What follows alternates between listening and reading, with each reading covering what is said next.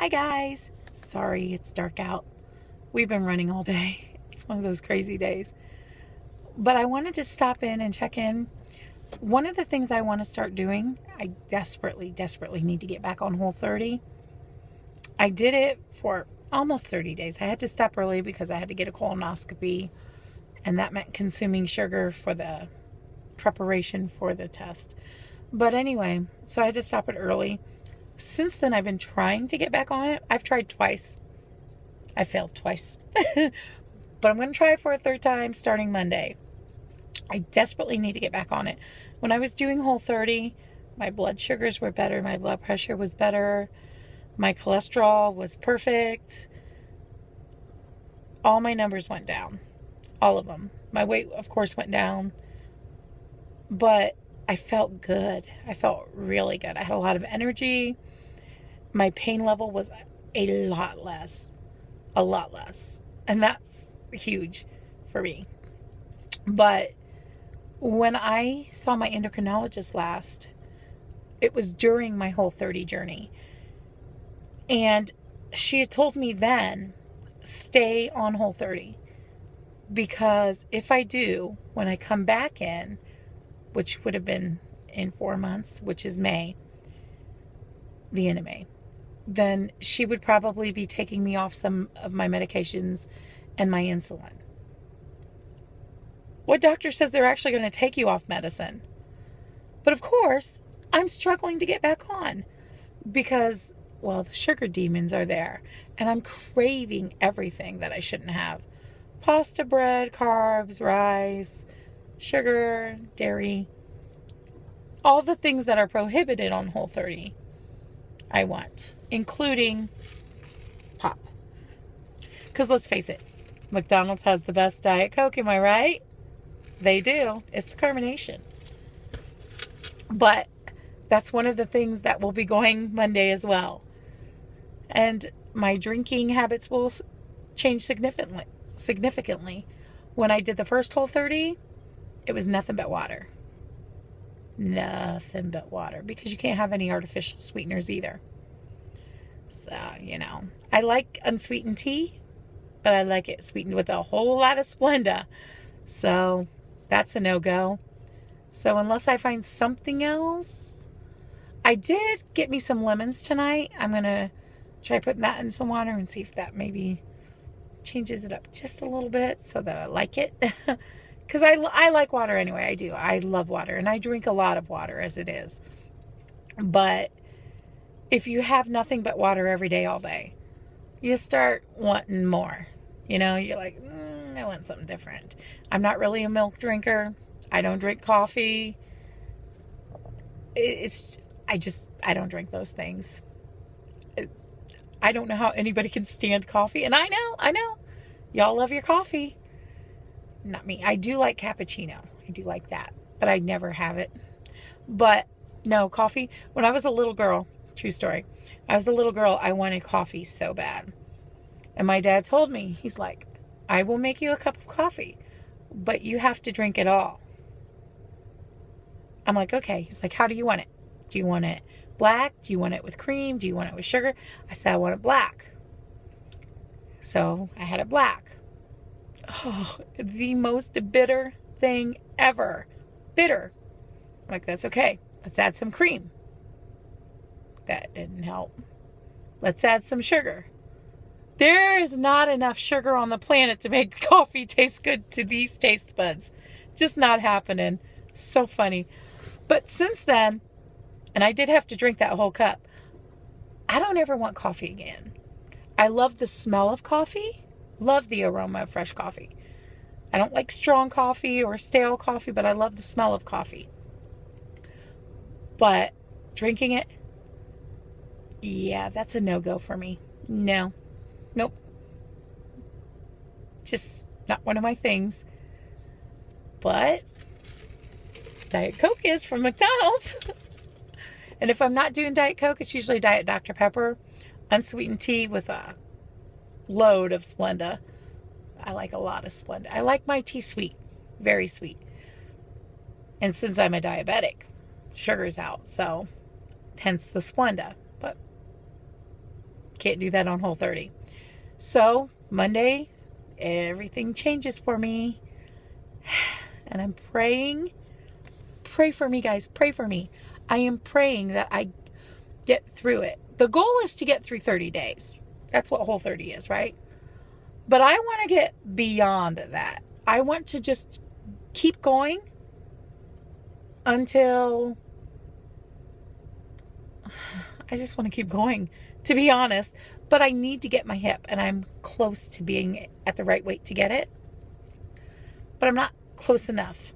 So I'm hoping, I talk with my hands, I'm hoping that I can stay on Whole30 until at least I get to my new hip and the recovery time and the physical therapy of my hip, because I'm going to have a lot more energy, a lot less pain. I'm going to feel so much better, and I'm going to be able to have energy to work out. And I'm hoping and praying that once I get past the physical therapy, that I can go back to the gym and work out the way I really want to. Because right now, my doctor really wants me to stay only in the pool. Yeah, no. I do the pool. I do. And I like to swim. I like going to the pool. But I have a 5-year-old who also likes going to the pool, who also likes to swim. But she's 5. So she can't swim alone. And I'm the mama. So I'm constantly watching her like a hawk, which means it's not like I can just go in there and work out. So either my husband has to be with me so I can, and I'm still watching her like a hawk because he doesn't pay the most attention like a mama would. Ladies, you know what I mean. And I can take her to the little daycare center they have. Not a problem. And she doesn't mind doing that once in a while. But she's 5. And she knows I'm going in the pool. She wants to go too. So I told her that not always can she go in the pool with me, because mommy needs to work out, because mommy needs a new hip. And she wants me to get this new hip, so she understands that. But I don't want to just be in the pool. I want to be in the workout room. I want to be lifting the weights. I want to be using the big ball. I want to be doing the squats. Yeah, I'm sick like that.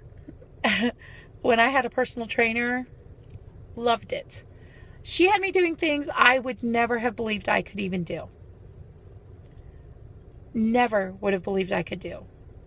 Because for so long, I've convinced myself, really, that I couldn't do that because of my hip. It hurts too much to do this. But she found a way to work around my hip. And she would give me something, and she's like, do you think you can do this? And I'll be like, I'll try it. And there were times even she was surprised at the things I was able to do.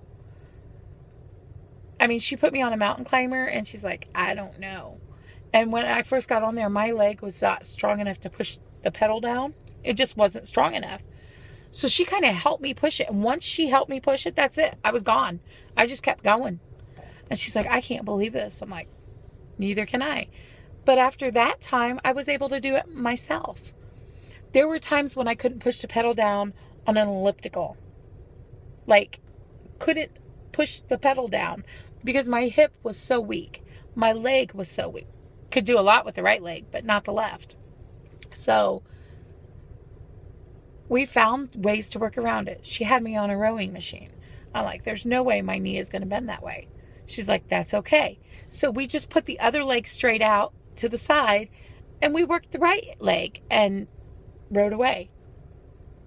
Loved it. I mean, she had me doing things I never ever would have thought, guessed, or believed I could do. I would watch people working out when I was there doing the upper body machines and what I could of the lower body machines.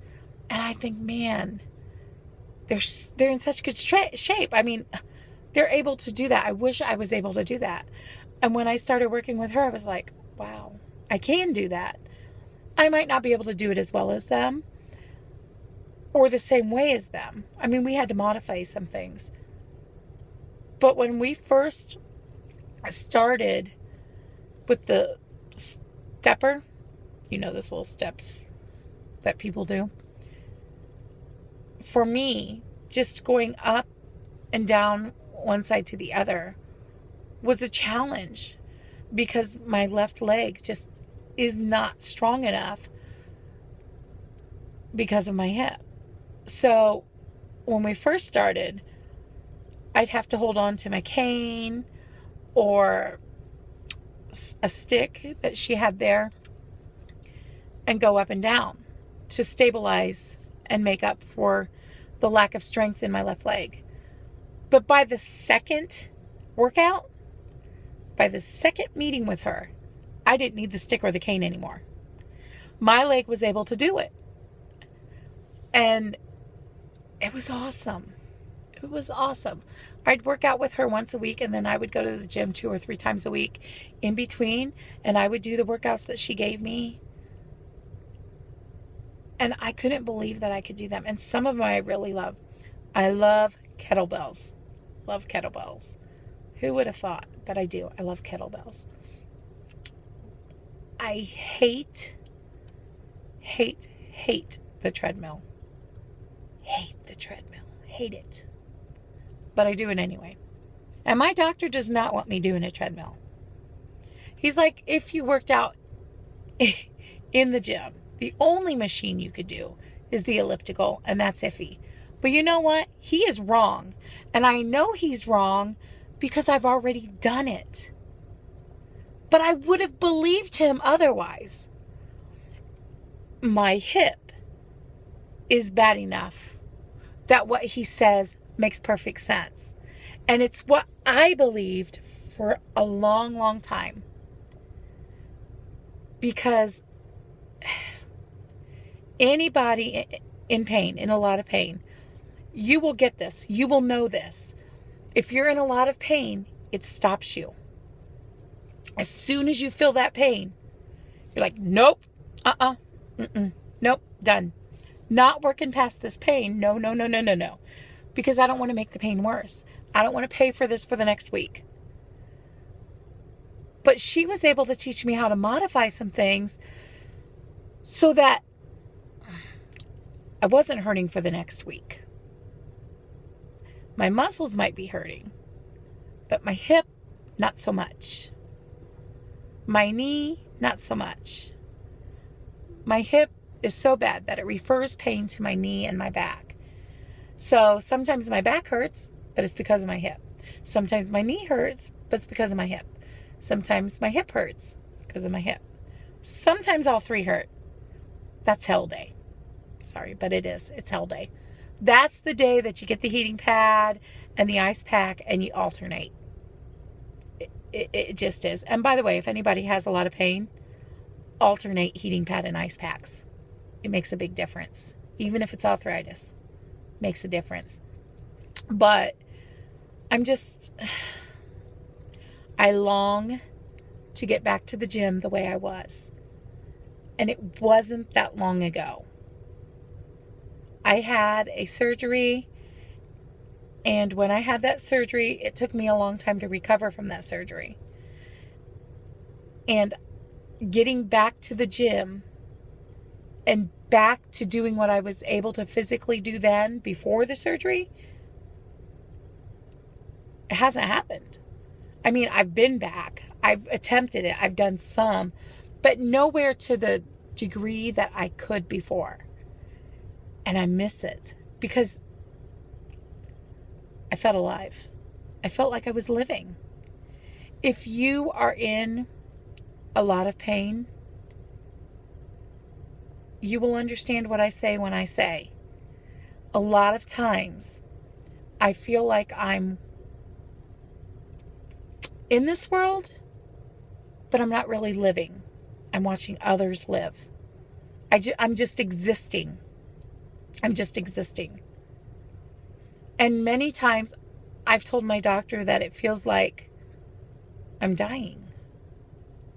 And I don't mean like I'm dying and I'm going to croak. That's not what I mean. But I'm not really living. I'm the type of person who would love to go hiking. And I'm not really outdoorsy, but I do love hiking. but it is not something that I can physically do right now with my hip because the pain is so bad. The pain will stop me in my tracks. A couple of years ago, we got a zoo membership. I took my daughter to the zoo. And it was the first time her ever going. And we were walking it. And I had her stroller, which kind of acts as a walker, kind of helps. Back then she needed the stroller. But I would have to keep stopping. And there was one point, we had been there for a couple hours. There was one point where I was in so much pain, I could not physically move my leg.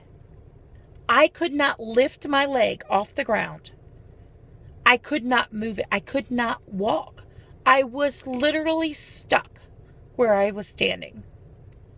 Literally stuck. People, this is not living.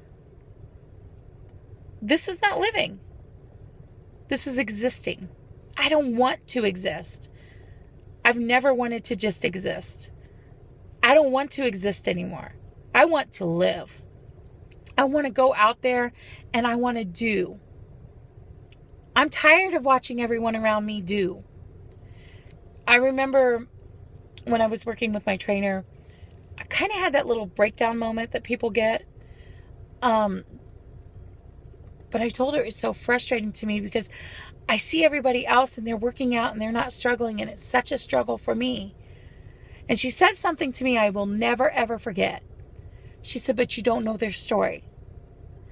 You don't know what they've gone through to get where they are. And that's so true. And one of the things I always say to people is, but you don't know my story. See, you assume by what you see, but you don't know my story. You haven't walked in my shoes. You haven't lived in this body. You haven't felt my pain. You don't know my story.